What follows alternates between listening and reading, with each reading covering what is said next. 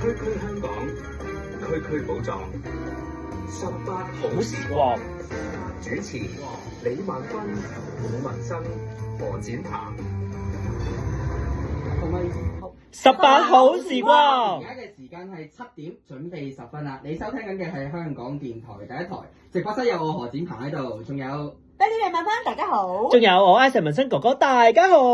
今日咧準備同大家分享嘅一樣嘢咧，我相信好多人都食過。係冇錯。其中一樣咧，我就記得會攞嚟整下蘿蔔糕啦，煲仔飯啦。我爸爸媽媽以前咧會擺落電飯煲嗰度煲嘅。係。兩位有冇食過咧？有啦，有呢一個嚟炒芥蘭啦，仲有啊新式嘅可以攞嚟整意粉。我記得我細個嘅時候咧，每逢冬天啊，咁咧有個車仔檔咧就好中意連埋糯米飯一齊，不過你要另外加錢至加呢樣嘢嘅。係啊，幾蚊一條㗎。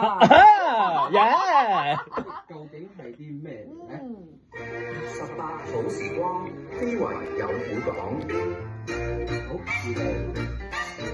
嗱，話晒啦，過年過節咧，大家喺市面上咧都會見到就係有臘腸啊！唔知道大家有冇試過整臘腸咧？相信一般家庭咧都幾難有機會。不過非遺辦事處咧早前咧就帶領參加者咧去到訪本地嘅臘味工場喎，嚟睇下咧臘腸係點樣誕生啦，同時都學習下已經咧獲得列入非遺名錄嘅臘味製作技藝啊！文生哥哥，我都知你做開飲食。係啊，飲食王子有冇煮過臘腸啊？煮過臘腸，即係相關嗰啲菜啊？哦，咪就係真係有，咪就係真係個飯煲面咯。飯煲面都最興噶啦，唔夠餸就放一個孖潤腸喺度啦。就擺落個米度㗎。係一定晾喺個面咯，有個印咯。係啊，我個女一定要食嗰個框嗰啲飯。